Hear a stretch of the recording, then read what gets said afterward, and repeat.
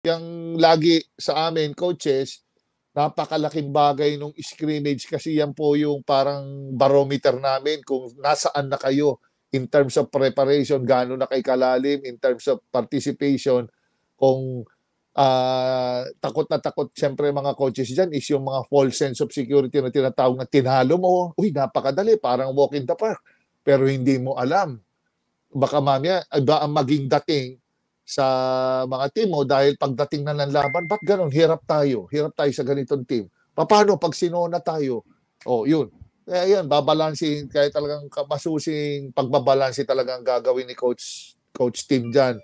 At likewise, nung ganun kay Coach Chot din, hindi natin din alam paano ang approach niya nung panahon na hinawakan niya yung gilas. Kasi si Coach Chot, totally magkaiba sila ni Coach Tim eh. Meron silang kanya-kanyang prinsipyo sa takbo ng opensa, merong isa naka-turbo, kay Coach Tim naman. O si Coach Chot naka-quinta lagi. Ito naman si Coach Tim hindi. Tercera, tercera, kwarta ang takbo ng team, biglang minsan sekunda lang. Di ba pre? Babalik sa triangle eh. Yes. Sekunda Yes. nagpe-primera yan. Biglang babagal. Set. Di ba? Meron siyang ganun si Coach Tim. So, a little of everything si Coach Tim. Siyempre, through experience, si Coach Chot naman talagang knowing him at mga pinanggalingan niya na sistema at mga sistema niyang ginamit, talaga namang rat-ratan blues.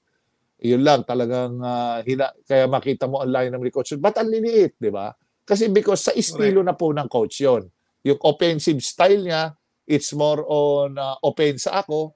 Ang depensa kay Coach Chot is secondary. Hindi katulad kay Coach Tim naman, bumabalanse si Coach Tim. Pwede siyang magpa-depensa, pwede rin siyang magpa-opensa. Kaya yun, masyadong maraming, it's always a welcome sa amin yung ganyan tune-up. Lito nga lang, sa locals, malaking bagay yan. Parang breather, parang pahinga sa team yan eh. Ang laking pahinga sa team. Pero, kaso lang, yun nga, ito abroad.